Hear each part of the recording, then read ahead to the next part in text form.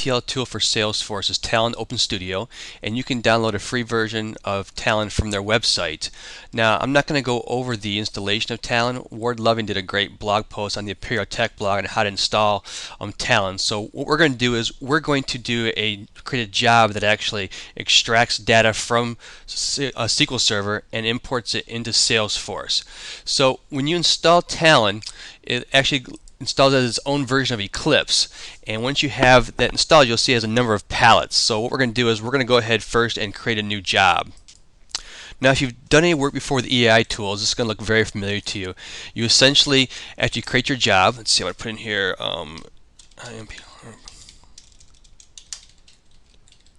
after you create your job, you're going to have your palettes where you can drag and drop components that are connectors to other systems.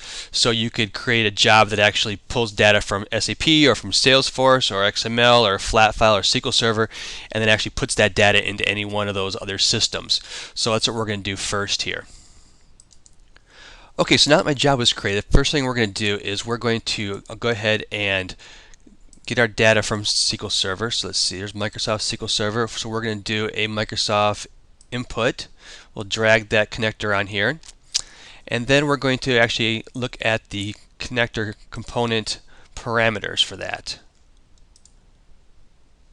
And we're going to enter in the connection parameters for that component. I'm going to go ahead and do that offline here. Okay, so now we have our connection parameters in here. We can go ahead and build our query for SQL. So I'm going to go ahead and build that. So we're going to do select all from contacts. And we can run that, and you'll see that it's going to return 2 records for us. Okay. So now that we have that, we're going to go ahead and grab the connector for Salesforce. So we're going to do a Salesforce output parameter.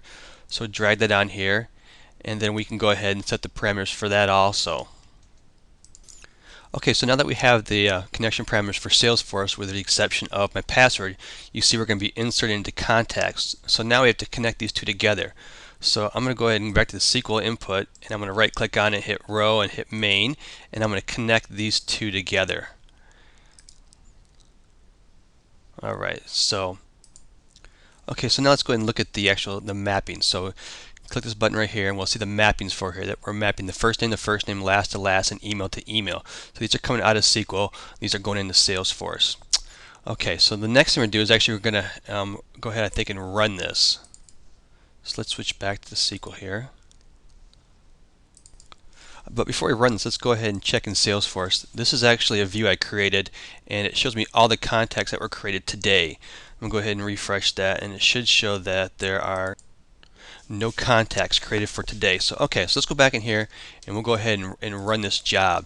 So we'll go over to the run here, and watch right up here. You're going to see the different notifications of what's happened here. So it's going to go ahead and actually generate Java code and compile that into class files for us, and run that on the server.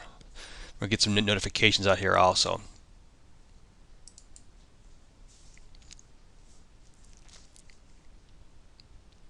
So now starting the job. You can see up here starting, and it'll show you how many rows are actually pushed from SQL Server over to Salesforce.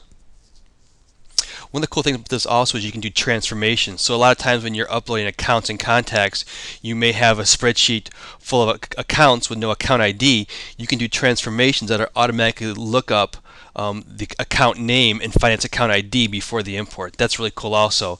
And then you can also, like I said, you can take the Java code that's created and actually take that code and put it in a jar file and place it on the server, and then you can actually run that at scheduled times to do batch inputs or transformations and something to that effect.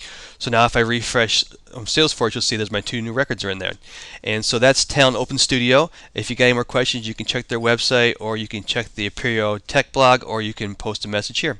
Thanks.